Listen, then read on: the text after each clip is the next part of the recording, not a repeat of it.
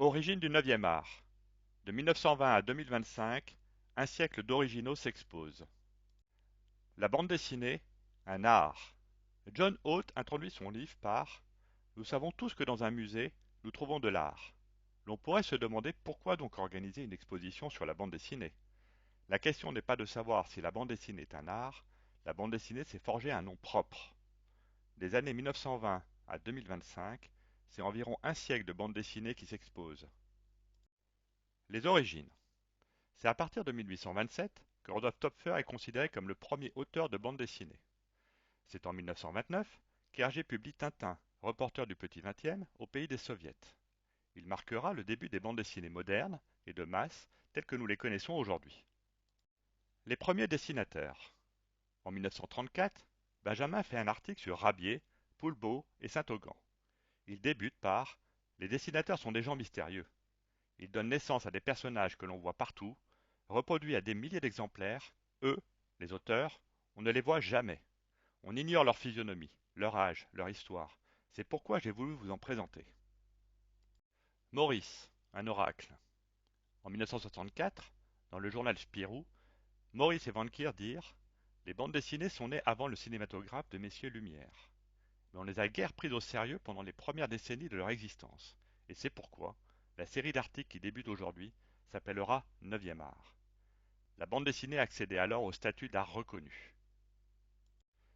Des originaux anciens. Aujourd'hui, la bande dessinée s'expose dans les musées et les galeries d'art. Pour bâtir une collection, il faut apprendre à dénicher les bonnes occasions et autres perles rares dans les librairies spécialisées, les galeries, les salles des ventes ou sur Internet. Des originaux de style rétro. Anciennes planches, reprises de personnages ou séries, le style rétro perdure à travers le temps. Chaque génération de dessinateurs voit son style évoluer. Certains restent classiques, dans la lignée des anciens, d'autres révolutionnent la bande dessinée. Tous les types de collections sont possibles avec le 9e art. Le rallique. Savez-vous que les premiers collectionneurs de BD avaient honte? Ils passaient pour des fous et n'auraient jamais osé avouer que c'était pour leur plaisir personnel qu'ils en conservaient. Ils disaient que c'était pour leurs enfants ou leurs neveux.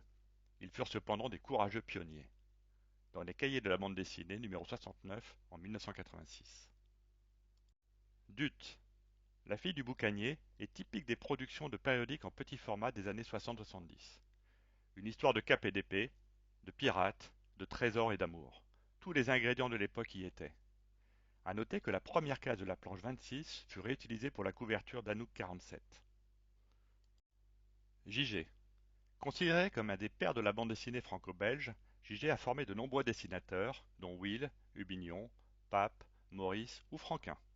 En 1940, il reprend Spirou qui avait été créé par Rob Well. Il inspire Giraud pour Blueberry et le supplée pour une vingtaine de pages du Cavalier perdu. Il a influencé Herman, Juillard ou Chaland. Tillieux. Félix et Gilles Jourdan sont restés des séries de référents de la bande dessinée d'enquête policière. Dans un style très ligne claire et cinématographique, il y dessine remarquablement ses personnages et de nombreuses voitures. Son style est à mi-chemin entre Hergé et Franquin. Il a influencé des dessinateurs comme Bob Mau ou Chaland. Martin. Jacques Martin est connu pour ses séries d'aventures ou historiques comme Alix, Le Franc ou Jen. Dessinateur réaliste, il a assisté Hergé pour plusieurs albums de Tintin. Avec Juillard, il a créé Arnaud. Il a formé de nombreux dessinateurs pour assurer sa succession, dont Venanzi, qui a dessiné cette double planche d'Alix dans le théâtre antique d'Orange. Uderzo. Grand Prix d'Angoulême en 1999, Uderzo est le plus célèbre dessinateur français. Calvo fut son maître.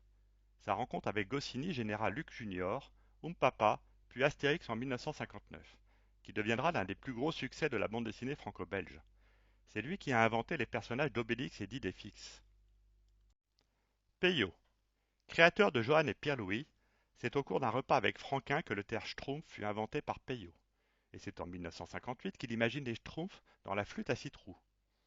Face à la demande des lecteurs de Spirou, une petite histoire des schtroumpfs est publiée dans le numéro 1000.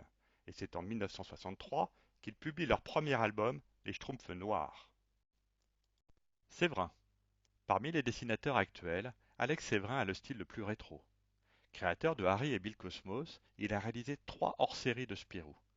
Maîtrisant tous les rôles liés à la bande dessinée, il s'est auto-édité avec Several Pictures. Il a multiplié les albums à faible tirage et produit manuellement toujours avec une qualité hors norme. Les héritiers, Chaland et Cornillon. C'est à Saint-Étienne qu'Yves Chaland et Luc Cornillon se rencontrent, et en 1979 qu'ils publient Captivant. Ils y pastichent les illustrés des années 50 et parodient différents styles de bande dessinée ou de comics. Chaland fut le fer de lance des héritiers de la ligne claire. Il a puisé ses influences chez J.G., Jacobs, Franquin ou Hergé.